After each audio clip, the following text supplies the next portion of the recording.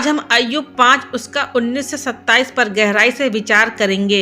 यह शास्त्र भाग हमें सिखाता है कि चाहे हम कितनी भी कठिन परिस्थितियों से गुजरे, परमेश्वर हमें कभी अकेला नहीं छोड़ते। वे हमारी हर विपत्ति में रक्षा करते हैं, हमें शांति और समृद्धि देते हैं और हमारे जीवन को सुरक्षा का आश्वासन देते हैं। यह वचन अय्यूब के मित्र एलीपज के शब्द हैं, जो अय्यूब को समझाने की कोशिश कर रहे थे कि यदि वे परमेश्वर पर भरोसा रखें तो वे उनकी रक्षा करेंगे और उन्हें आशीष देंगे। यह संदेश केवल अय्यूब के लिए ही नहीं बल्कि हम सबके लिए भी है।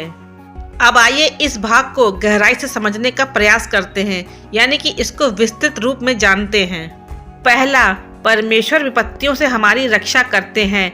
वह तुझे 6 विपत्तियों से बचाएगा और 7वीं में भी तुझे हानि नहीं होगी। इसका अर्थ है कि चाहे कितनी भी कठिनाइयां आए, परमेश्वर अपने भक्तों को उनसे बाहर निकालते हैं। इस पद में 6 और 7 को बताया गया है। 6 और 7 का अर्थ है, यहाँ 6 संसार की पूर्णता का प्रतीक है, जबकि 7 परमेश्वर की पूर्णता को दर्शाता है। इसका अर्थ ये हुआ कि परमेश्वर हमें हर संकट में बचाने के लिए तत्पर रहते हैं और अंतिम समय में भी वे हमें नहीं छोड़ते हैं।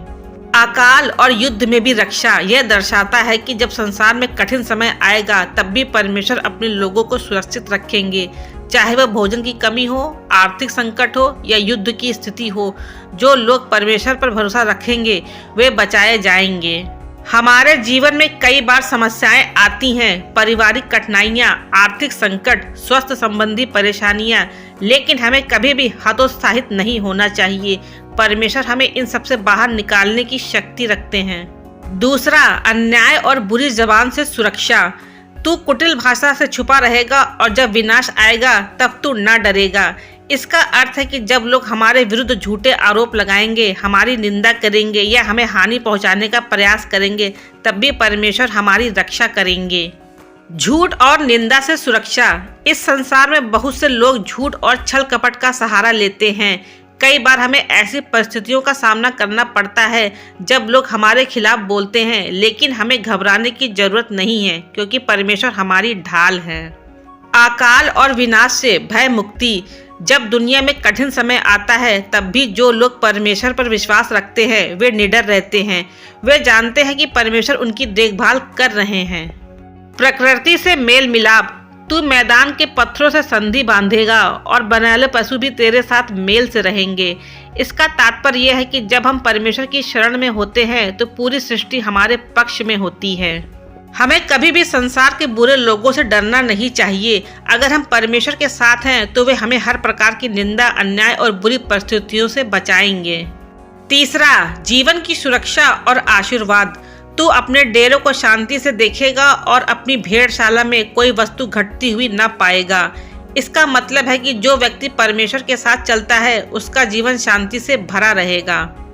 परिवार में शांति और समृद्धि। जब हम परमेश्वर पर विश्वास रखते हैं तो हमारा घर परिवार सुखी रहता है, हमें किसी भी चीज की कमी नहीं होती और हमारा जीवन समृद्ध होता है। संतानों पर आशीष। तेरी संतान पृथ्वी की घास की नाई होगी। इसका अर्थ है कि परमेश्वर केवल हमें ही नहीं बल्कि हमारी आने वाली पीढ़ियों को भी आशीष देंगे। सम्मान पूर्वक दीर्घायु जीवन। तू अपनी कब्र में पके हुए गेहूं की नाई पहुँचेगा। इसका मतलब है कि जो व्यक्ति परमेश्वर के साथ चलता है वह लंबा और सुखद जीवन जीता है और सम्मान पूर्वक संसार को छोड़ता है। यदि हम परमेश्वर पर भरोसा रखेंगे और उनकी राह पर चलेंगे तो वे हमें और हमारे परिवार को समृद्ध और शांति का आशीर्वाद देंगे। हमें किसी चीज की चिंता नहीं करनी चाहिए, क्योंकि ईश्वर हमारी रक्षा करते हैं। इस पद से हमें यह सीख मिलती है कि विपत्तियों में धैर्य रखना चाहिए। जीवन में कठिनाइयां आएंगी, लेकिन परमेश्वर हमें उनसे निकालने के लिए हमेशा तैयार रहते हैं। परमेश्वर पर अटूट विश्वास रखना चाहिए। जब हम उन पर भरोसा करते हैं तो वे हमें बुरी जुबान, अन्याय और कठिन समय से बचाते हैं। परमेश्वर के आशीर्वाद को स्वीकार करना चाहिए। जो लोग उनकी राह पर चलते हैं उन्हें सुरक्षा, शांति, समृद्धि और दीर्घायु प्राप्त होती है। इस पूरे अध्याय में हमें यह समझ में आता है कि परमेश्वर हमें हर परिस्थिति में बचाने के लिए तैयार रहते हैं। हमें उन पर विश्वास बनाए रखना है और उनकी राह पर चलना है। अगर हम ऐसा करेंगे तो न केवल हम बल्कि हमारी आने वाली पीढ़ियां भी उनकी आशीषों का अनुभव करेंगी। आज के समय में जब हम अपने चारों ओर अनिश्चितता, आर्थिक संकट, स्वास्थ्य समस्याएं और अन्य कठिनाइयां देखते हैं, तब हमें इस बात को नहीं भूलना चाहिए कि परमेश्वर हमारे साथ हैं।